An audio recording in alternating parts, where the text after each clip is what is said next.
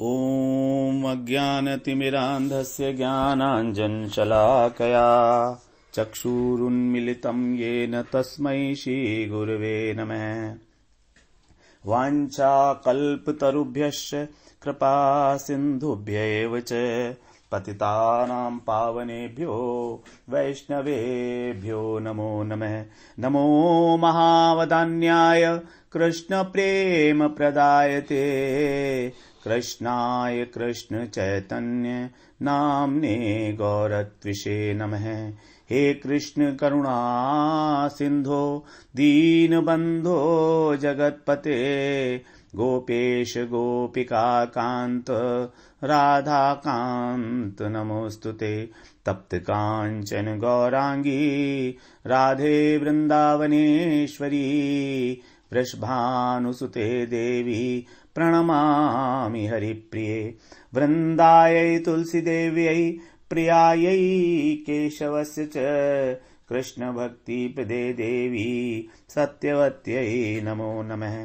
श्रीकृष्ण चैतन्य प्रभो नित्यानन्द श्री अद्वैत गदाधर शिवसदि गौरभक्तवृन्द। हरे कृष्ण कृष्ण कृष्ण हरे हरे हरे राम राम राम हरे हरे।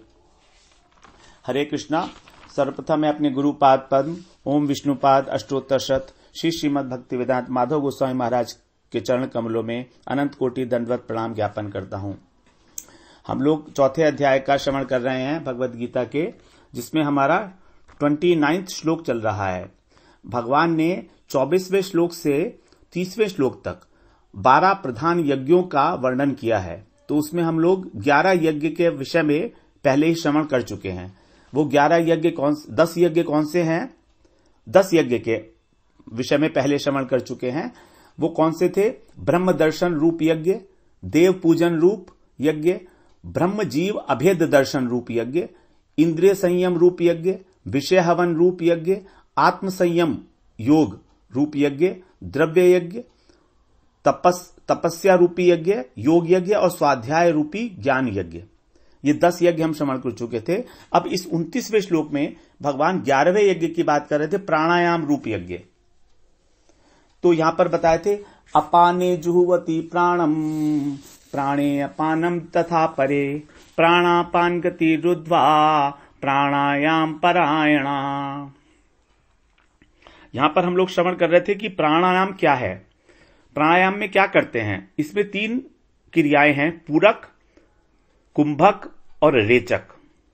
तो पूरक क्रिया क्या है? पूरक को बता रहे थे सबसे पहली लाइन में, अपाने जुह्वती प्राणम। 5 प्रकार के प्राण होते थे, प्राण, अपान, समान, व्यान और उदान। उनमें से जो पहले प्राण हैं, जो पहले 2 हैं, प्राण और अपान, उन्हीं की क्रिया है प्राणायाम। तो हम लोग जब श्वास भीतर लेते हैं तो उसको बोलते हैं, जब वायु हमारे भीतर जाती है तो उसको बोलते हैं हम श्वास, और जब बाहर निकलती है तो उसको बोलते हैं प्रश्वास।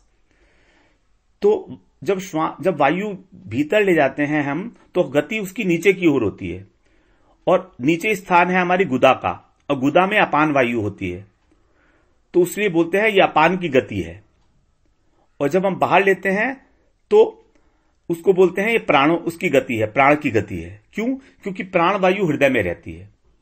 अब इसमें बताया था कि जब हम श्वास को अंदर ले जाते हैं तो हमारी जो श्वास है अंदर जाती है, तो हृदय स्थान पर जो हमारी प्राण वायु है वो उस वायु के अंदर मिक्स हो जाती है, और वो नीचे जाती है गुदा तक, और गुदा में अपान वायु है, तो उस अपान वायु में जाके वो विलीन हो जाती है। इसको बोलते हैं प्राण वायु का अपान वायु में हवन होना। इसी को बोला गया था पूरक प्राणायाम। अब अगर हम वायु को वहां पर रोके रहें भीतर ही, तो इसको बोलते हैं अभ्यंतर कुंभक। कुंभक 2 प्रकार के हैं। कुंभक का अर्थ होता है वायु को रोकना। तो वायु को 2 प्रकार से रोका जाता है, एक अंदर और बाहर। तो जब हम वायु को अंदर रोकते हैं तब हम उसको बोलते हैं अभ्यंतर कुंभक, और जब बाहर रोकते हैं तो बोलते हैं बाह्यांतर कुंभक। तो यहां पर जब उसको हम रोक देते हैं अंदर तो उसको बोलते हैं हम कुंभक। जो प्राणवायु हमारे हृदय में स्थित थी, वो वायु वो हमारे श्वास के साथ मिलकर अपान में चली गई, गुदा में चली गई। गुदा में अपान वायु थी, तो वहां पर उसका हवन हो गया, वो विलीन हो गई उसमें। अब विलीन हो गई तो इस क्रिया को बोलते हैं पूरक प्राणायाम। अब विलीन हो गई तो हमने जो श्वास ले रहे थे उसको वहीं रोक लिया, भीतर ही, उसको बोलते हैं अभ्यंतर कुंभक। अब ये हमने किया था बाईं नासिका से। अब क्या करते हैं, दूसरा स्टेप है। दूसरे स्टेप में दाईं नासिका, इसको सूर्य नाड़ी भी बोलते हैं। तो दाईं नासिका से हम उस श्वास को बाहर निकालते हैं, उसको बोलते हैं प्रश्वास। तो इस प्रश्वास को करते हुए जो हमारे भीतर की वायु है उसकी गति ऊपर की ओर हो रही है। तो जब ऊपर की ओर गति हो रही है तो वो वाली जो वायु अंदर की है वो हमारे हृदय में स्थित जो प्राण वायु है उससे मिलती है। हमारे जो सबसे पहले जो भीतर की वायु जब हम ऊपर की ओर करते हैं तो उस समय क्या होता है, हृदय में स्थित जो प्राण वायु है वो पहले बाहर आके स्थित हो जाती है, और फिर पीछे से बाद में जो अपान वायु है अंदर से जो आ रही है गुदा से, वो अपान वायु आकर उस प्राण वायु में विलीन हो जाती है। इसी को बोलते हैं प्राण वायु में अपान वायु का हवन। हृदय में श्वास लेते हुए हृदय में स्थित प्राण वायु जब गुदा में स्थित अपान से मिली तो उसको बोल देते हैं अपान वायु में प्राण वायु का हवन। और जब इसकी विपरीत अपान वायु बाहर आकर प्राण वायु में मिलती है, क्योंकि अपान वायु फॉलो करती है प्राण वायु को। प्राण वायु पहले बाहर आ गई, हृदय में जो वायु थी वो पहले बाहर आ गई। अब हृदय की जो वायु थी वो पहले बाहर आ गई और अपान वायु जब उसमें मिल गई तब उसको बोलते हैं हम कि प्राण वायु में अपान वायु का हवन। तो पहली वाली जो क्रिया हो रही थी वो हो रही थी गुदा में, वहां पर उसको बोलता है अभ्यंतर कुंभक, अंदर वाला कुंभक। और जब हमने बाहर निकाला तो उसको बोलते हैं रेचक प्राणायाम। और जब वायु को हमने बाहर ही रोक के रखा, अंदर नहीं लिया, तब उसको बोलते हैं बाह्य कुंभक। तो श्वास को अंदर लेने की प्रक्रिया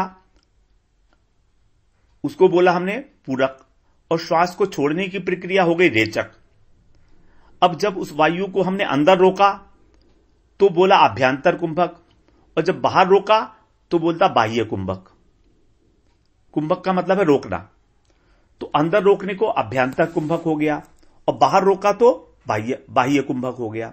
बाह्य कुंभक में जो हमारे हृदय में प्राण वायु थी वो बाहर आ गई पहले, उसके बाद फिर उसको फॉलो करती हुई अपान वायु आई और अपान वायु आकर प्राण वायु में विलीन हो गई। तो इसको बोल दिया हमने कि प्राण वायु में अपान वायु का हवन हो गया। तो इस प्रकार से योगी लोग पहले चंद्र नाड़ी से पूरक करते हैं, फिर कुंभक करते हैं और फिर सूर्य नाड़ी से रेचक करते हैं। और इनका जो अनुपात है, जो प्रोपोर्शन है कि कितनी कितनी देर तक, तो यह अनुपात स्टैंडर्ड जो है वो है 4:16:8,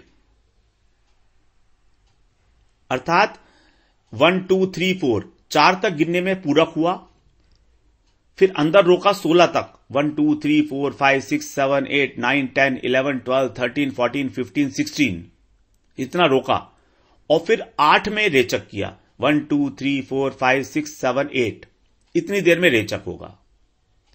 तो पूरक सबसे कम होता है, कुंभक सबसे ज्यादा होता है और रेचक बीच में होता है। 4 हो गया पूरक, 16 हो गया कुंभक और 8 हो गया रेचक। इस प्रकार का यह अनुपात लगाया जाता है सामान्य प्राणायाम में। फिर इसी के अलग अलग इसके फिर एक्सटेंशंस बनते चले जाते हैं, अलग अलग प्राणायाम उनको बोलते हैं। ये सामान्य प्राणायाम है। प्राण का अर्थ है वायु और आयाम का अर्थ है विस्तार।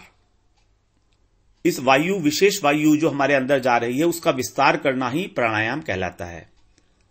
यहां पर विस्तार का अर्थ है नख से लेकर सिर तक प्राणों का निरोध करना। तो ये जो प्राणायाम है ये परमात्मा प्राप्ति के लिए भी हमारे हृदय को शुद्ध करता है। जब इस प्राणायाम का कोई उद्देश्य नहीं होता, निष्काम भाव से होता है, कोई सिद्धि वगैरह की लालसा नहीं होती, या कई बार तो हम प्राणायाम इसलिए करते हैं कि हम लोगों का स्वास्थ्य ठीक रहे।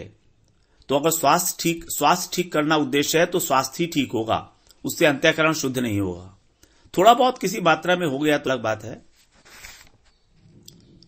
क्योंकि सारी की सारी चीजों में हमारा उद्देश्य ही है, वही हमको लक्ष्य की प्राप्ति कराता है। तो इस प्रकार से हम लोग देखा कि प्राणायाम के अंदर जो 3 क्रियाएं हैं वो है पूरक, कुंभक और रेचक। ये किस प्रकार से घटित होती हैं, इसे 29वें श्लोक में। ये 11वां हमारा प्राणायाम हो गया, 11वां यज्ञ हो गया प्राणायाम रूपी यज्ञ, क्योंकि यज्ञ के द्वारा अंतःकरण शुद्ध होता है, इसलिए इसको भी यज्ञ कहा गया है। अब 12वां एक और है, लास्ट वाला जो है उसको बोलते हैं स्तंभ वृत्ति प्राणायाम। स्तंभ वृत्ति प्राणायाम रूपी यज्ञ। तो 30वें श्लोक में हम इसको श्रवण कर लेते हैं। अपरे नियताहारः प्राणान् प्राणेषु जुह्वति सर्वे पियेते यज्ञविदो यज्ञक्षपित कल्मषः।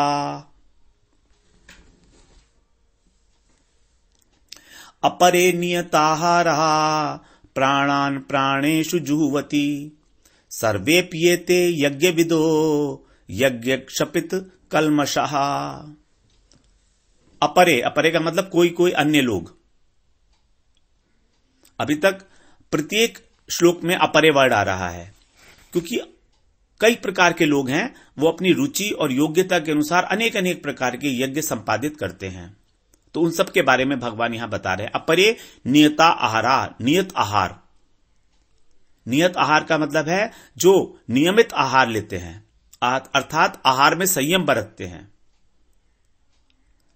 वो नियमित आहार के द्वारा क्या करते हैं, प्राणान प्राणेषु जुह्वति, प्राणों का प्राणों में हवन करते हैं। प्राणान प्राणेषु जुह्वति, जुह्वति का मतलब हवन करते हैं, प्राणों का ही प्राणों में हवन करते हैं। और ये लोग जो हैं सर्वे पियते यज्ञविदो, यज्ञविदो का मतलब है ये यज्ञ के जानने वाले लोग जितने भी हैं अभी तक जितने यज्ञ हुए वो उस यज्ञ की पूरी डिटेलिंग जो जानते हैं कि उसका प्रोसेस क्या है, उसका फल क्या है, उसमें क्या नियम रखने चाहिए। तो इस प्रकार के जितने भी सारे लोग हैं ये यज्ञ क्षपित कल्मषः, यज्ञ के द्वारा अपने पापों का क्षमन करते हैं। कल्मषः का मतलब पाप। तो ये लोग जो हैं सर्वे पियते यज्ञविदो यज्ञ क्षपित कल्मषः।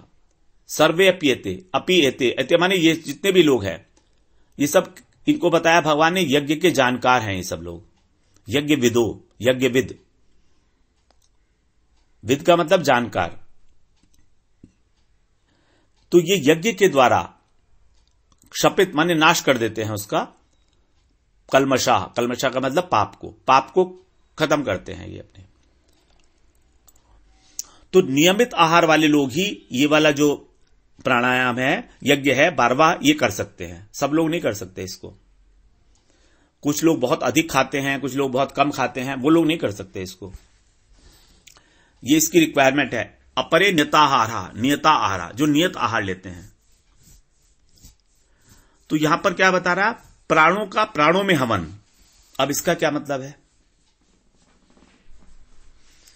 ये प्राणायाम बहुत डिफिकल्ट चीज है, इसको इतना आसान हम लोग नहीं समझ सकते, क्योंकि इसको हमेशा ही किसी गुरु के अंडर में ही किया जाता है। क्योंकि इसको हम समझ ही नहीं सकते अपने आप से किताब पढ़ के। तो प्राणों में प्राणों का हवन करना क्या है? इसका मतलब यह है, जैसे 5 प्रकार के प्राण बताए थे, उसमें प्राण, अपान, समान, उदान और व्यान। तो इसमें 2 ही इंपॉर्टेंट थे, प्राण और अपान। तो इसमें पहले वाले में हम क्या कर रहे थे, अपान वायु में प्राण वायु का हवन किया था और प्राण वायु में अपान वायु का हवन किया था।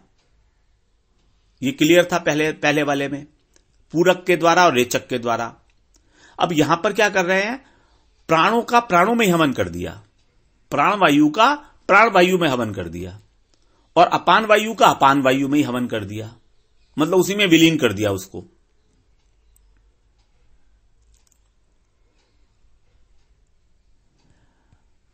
अपने अपने स्थान पर, जैसे प्राण वायु का स्थान है हृदय और अपान वायु का स्थान है गुदा, तो प्राण वायु को हृदय में स्थित कर लेना, उसको बाहर ना निकलने देना, और अपान वायु को अपान वायु में स्थित कर देना, अपान में ही गुदा में ही स्थित कर देना, रोक देना। इसका मतलब हुआ कि न तो श्वास लेना और न श्वास निकालना, यानी श्वास और प्रश्वास की जो गति है उसको रुद्ध कर दिया।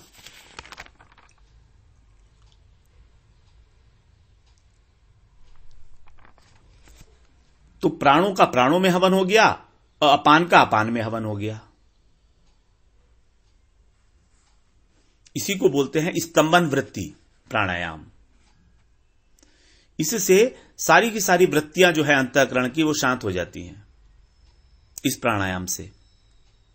अंतःकरण की वृत्ति क्या है? मन, बुद्धि। मन का वृत्ति है संकल्प, विकल्प, कामनाएं करना।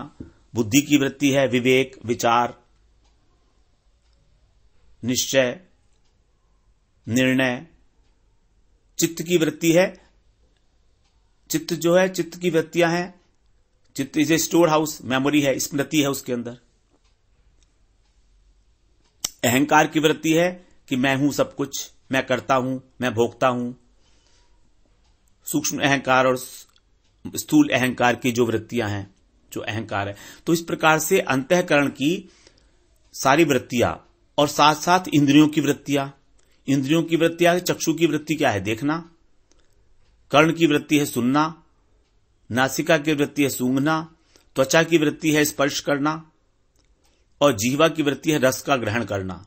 ये पांचों वृत्ति ही, और साथ में मन, बुद्धि, अहंकार और चित्त की वृत्ति। इसको बोलते हैं चित्त वृत्ति निरोध। स्तंभन वृत्ति। स्तंभन, स्तंभ का मतलब होता है स्तंभ कर दिया, स्तंभित, stand still. So everything, all the actions of our sense organs and our antahkara chatushtaya, it becomes stand still, no movement.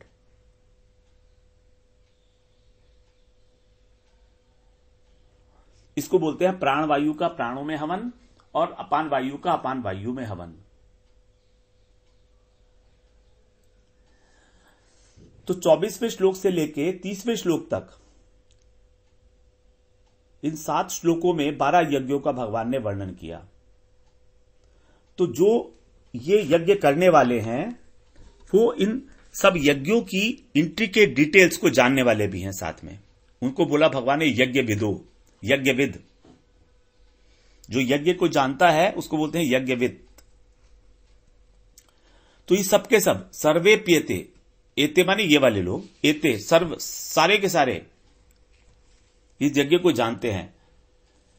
इनको यज्ञ का केवल शब्द ज्ञान नहीं है, इनको अनुभव ज्ञान भी है। ये नहीं कि इन्होंने किताब में यज्ञ पढ़ लिया जैसे हम लोग पढ़ रहे हैं। हमारे को कोई यज्ञ का अनुभव है नहीं, लेकिन हम पढ़ रहे हैं उसको, शाब्दिक ज्ञान है, और वो भी थोड़ा थोड़ा सा समझ में कहां आता है। तो उन लोगों को अनुभव ज्ञान भी हो चुका है, और ऐसे ज्ञानियों के कर्म सारे के सारे विलीन हो जाते हैं, क्योंकि उनके सारे पाप खत्म हो जाते हैं। यज्ञाया चरतः कर्म समग्रम प्रविलीयते, क्योंकि ये लोग केवल मात्र यज्ञ के लिए ही कार्य करते हैं, इसीलिए इनके सारे कर्म कहा गया है विलीन हो जाते हैं। और सारे कलमश, जब कर्म विलीन हो गए तो कलमश भी नहीं रहा, पाप भी नहीं रहे। कलमश शब्द से यहां पर पाप और पुण्य दोनों को लेना पड़ेगा, क्योंकि परमार्थ में पुण्य का काम जो करना वो भी कलमश है। क्योंकि यदि हमारा उद्देश्य तो है भगवत प्रेम और हम कर रहे हैं पुण्य, पुण्य का मतलब है दान, दक्षिणा, व्रत, भंडारा, हॉस्पिटल, ये सब अगर कर रहे हैं हम सकाम भाव से, तो ये कैसे है? ये पुण्य के काम है, अच्छे काम है, लेकिन ये भी हमको बांधेंगे, क्योंकि मरने के बाद इसका फल मिलेगा हमको भोग, और वो भोग हम भोगेंगे और फिर उसमें कुछ गड़बड़ करेंगे तो फिर फंस जाएंगे। इस संसार में। इस प्रकार से जो पाप, और पाप तो कलमश है ही, पुण्य भी कलमश है। इस बात को हम लोग मानते नहीं है कि पुण्य किस प्रकार से कलमश हो सकता है, क्योंकि हम लोगों की रुचि पुण्य कर्म में बहुत है कि पुण्य कमा लें। सब लोग बोलते हैं ना कि चलो तीर्थ यात्रा में हो आए, थोड़ा भजन कर लें, थोड़ा हनुमान भगवान का नाम ले लें, कुछ पुण्य की कमाई हो जाएगी हमारी। ये पुण्य की कमाई इसलिए है कि हमारा अगला जीवन सुरक्षित हो जाए, कि हमको रिक्वायर्ड जितने भोग हैं हमें वो सब मिल जाएं आसानी से, बिना काम करे ज्यादा। और ऐसा होता भी है। बहुत लोग हैं जो काम बिल्कुल भी नहीं करते हैं और उनके पास बहुत पैसा होता है, बड़े भोग होते हैं। वो उनका सब पुराने जन्मों का किया हुआ है जो वो इस जन्म में भोग रहे हैं। लेकिन ऐसा नहीं है कि वो हमेशा भोगते ही रहेंगे, नहीं। जितने भी वो अच्छे पुण्य कर्म थे वो अपना फल देके नष्ट हो जाएंगे, और तब क्या होगा? ते तम भुक्त्वा स्वर्गलोकम विशालम क्षीणे पुण्ये मर्त्यलोकम विशन्ति एवं त्रयी धर्ममनु प्रपन्ना गतागतं काम कामा लभन्ते। भगवान बता रहा है 21वें श्लोक में 9वें अध्याय के, जिन्होंने जो पुण्य काम किए हैं उससे उनको क्या मिलेगा? विशाल स्वर्गलोक। और जब विशाल स्वर्गलोक में उनके जो पुण्य है वो क्षीण हो जाएंगे, क्षीणे पुण्य मर्त्य लोकम विशंति, फिर वो मर्त्य लोक में आ जाएंगे, मतलब मनुष्य लोक में। उनको वहां से धक्का मार के गिरा दिया जाएगा। एवं त्रयी धर्मम अनुपन्ना, इस प्रकार जो लोग, एवं माने इस प्रकार, त्रयी धर्म का मतलब है तीनों वेदों में जो कर्म कांड बताया गया है, सामवेद, ऋग्वेद और यजुर्वेद, प्रधान रूप से, क्योंकि वेदों में 80,000 श्लोक कर्म कांड के हैं, तो इसी को बोला गया है त्रिधर्म। तीनों वेदों में जो कर्म कांड बताया गया है उसको करने के बाद अनुप्रपन्ना गतागतम काम कामा लभन्ते, उनको, क्योंकि वो सकाम कर्म का आश्रय ले रहे ना, तो उनको क्या होगा? बार बार आवागमन संसार में होता रहेगा। कभी वो स्वर्ग में जाएंगे और फिर मृत्यु लोक में आ जाएंगे, स्वर्ग में जाएंगे और मृत्यु लोक में आ जाएंगे। अब मृत्यु लोक में आके अगर उन्होंने भजन नहीं किया और उनका दुस्संग हो गया तो उनको नरक की प्राप्ति होगी और या अधोगति हो जाएगी। तो पुण्य करने का कितना बड़ा रिस्क है आप देखिए। पुण्य करने का रिस्क क्या है कि आपने स्वर्ग में गए, भोग लिया, वहां के बाद फिर जीरो होके आ गए वहां से। अब यहां पर जब आ गए आप, तो फिर आप स्वतंत्र हैं, पुण्य तो सारे भोग लिए वहां पर, अब फिर कर्म करने के लिए स्वतंत्र हैं। और यहां पर अगर हमारा संग गलत मिल गया तो हम कुसंग करेंगे, और कुसंग करके हम लोग अधोगति को प्राप्त हो जाएंगे, क्योंकि सारी की सारी महिमा संग की ही गाई गई है। अगर हमें संग मिल गया तो हम बड़े भाग्यवान हैं अगर हमको अच्छे लोगों का साथ मिल जाए, और हम दुर्भाग्य हैं अगर हम लोगों को दुष्ट लोगों का साथ मिले। हमारा भाग्य जो है इसी से पता लगेगा कि हमारा संग कैसा है। अगर हमारे को अच्छे लोग मिल रहे हैं, हमारे मित्र हैं वो, जो हमको सतमार्ग पे ले जाने के लिए प्रेरित कर रहे हैं, हमको किसी ना किसी रूप में, ये जबरदस्ती ले जा रहे हैं हमको, वो, तो ऐसे जो सत्संग वाले लोग हैं, सत लोग हैं, ऐसे ही लोग हमारा कल्याण करेंगे। और अगर हमको कहीं दुस्संग मिल गया तो हमारी अधोगति, हमें नरक में जाना तो बिल्कुल गारंटी हो गया हमारा, भगवान छोड़ेंगे नहीं। इसलिए स्वर्ग बहुत रिस्की चीज है। अगर सत्संग मिल जाए तो पुण्य को छोड़ देना चाहिए बिल्कुल। सत्संग मिल जाए अगर, और we should look for it deliberately, कि कैसे हम सत्संग अटेंड करें तो हमारे हृदय को छू जाए, ऐसा कोई बात। वैसे तो सत्संग बहुत चल रहे हैं इस दुनिया में, टेलीविजन में भी पता नहीं कितने सत्संग चल रहे हैं, लेकिन उससे हमारा कोई विशेष भला नहीं होने वाला है, कोई विशेष कल्याण नहीं होने वाला है उससे हमारा।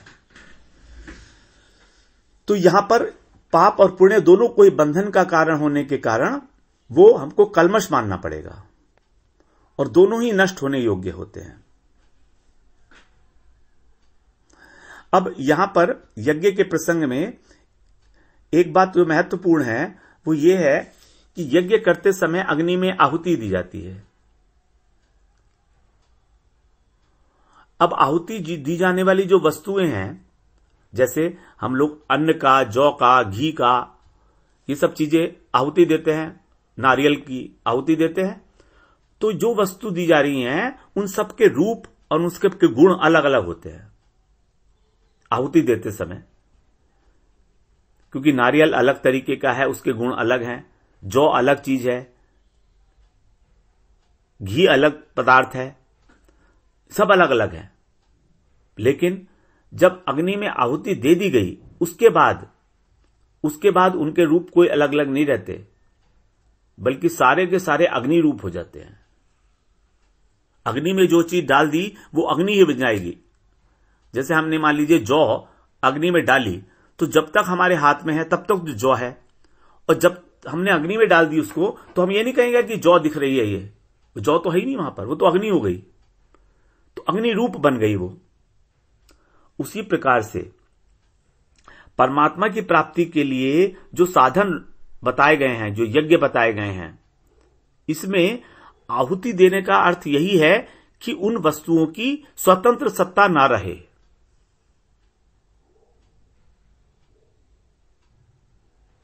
जब जिस वस्तु की आहुति दे दी जाती है तो उसकी स्वतंत्र सत्ता नहीं रहती है,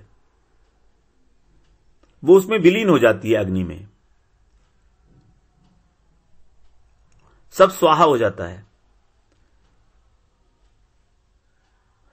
तो जब तक परमात्मा से हम लोग अपनी अलग सत्ता मान रहे हैं, तब तक वास्तव में हमने आहुति नहीं दी है।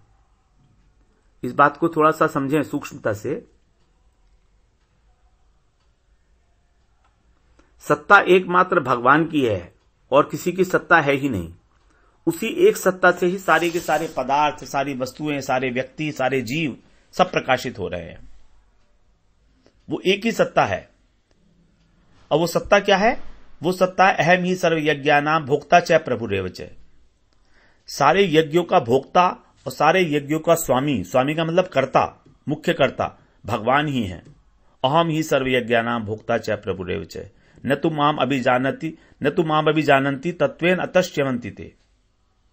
जो इस प्रकार नहीं जानता है उसका पतन हो जाता है।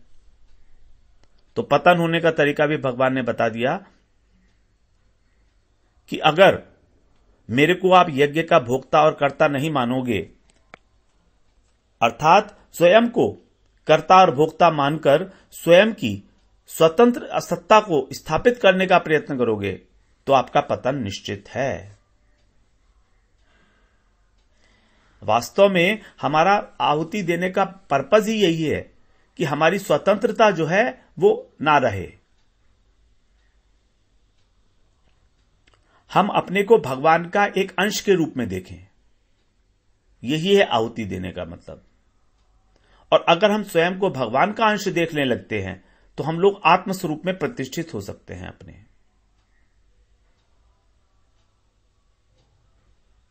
क्योंकि हमारी आत्मा एक चिन्मय तत्व है और भगवान भी चिन्मय तत्व है। तो आहुति देने का मतलब ही यही है।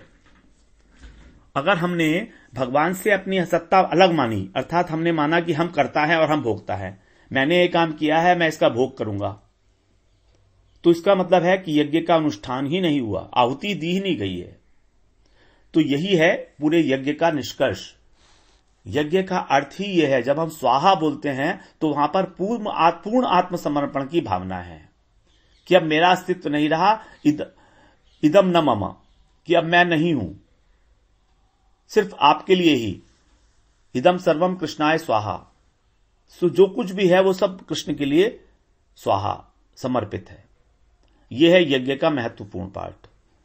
ठीक है, अभी 12 यज्ञ भगवान ने जो बताए थे वो यहां पूर्ण हो जाते हैं। फिर इसके बाद अब 31वें श्लोक में भगवान बताते हैं उसका फल क्या है, यज्ञ का फल क्या मिलेगा। 31 और 32 श्लोक में भगवान बताएंगे कि इस यज्ञ के कारण किस प्रकार से हमको हमारे जो वो मोक्ष हमको कैसे प्राप्त होगा। तो अभी 3 जो श्लोक हैं 31, 32 और 33, इन तीनों में भगवान एक बार और यज्ञ की बात करके कंक्लूड करते हुए फिर 34वें अध्याय से ज्ञान का प्रसंग शुरू करेंगे। वाञ्छा कल्पतरुभ्यश्च कृपा सिन्धुभ्यैव च पतितानां पावनेभ्यो वैष्णवेभ्यो नमो नमः।